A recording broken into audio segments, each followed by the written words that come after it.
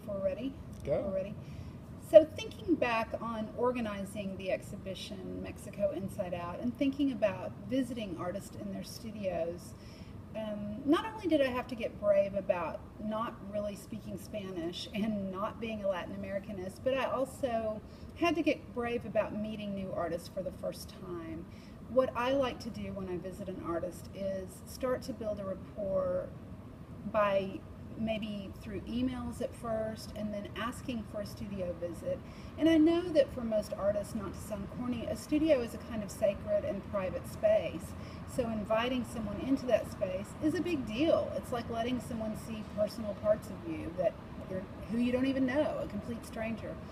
So I like to try to visit with artists and get to know them, get to see what's going on in their studio several times before there's any kind of commitment or any kind of ask on my part to include them in an exhibition. And sometimes I just want to see what someone's up to, and it doesn't mean I really have an idea in mind for them.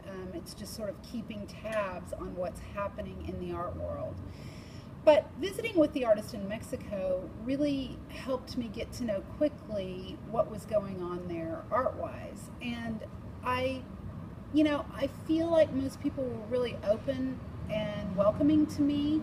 Some artists had reservations about being in an exhibition that focused on their country. And I totally get that, how some women don't want to be in a show about women, or, there are all kinds of things that, museums and institutions tend to categorize because it helps put together a giant exhibition, but it's an obstacle for some people. So I had to do a lot of explaining about how the show really was just an introduction to them in Texas, and that after the big group show that had the word Mexico in the title, we could focus on more in-depth presentations of their works over the years.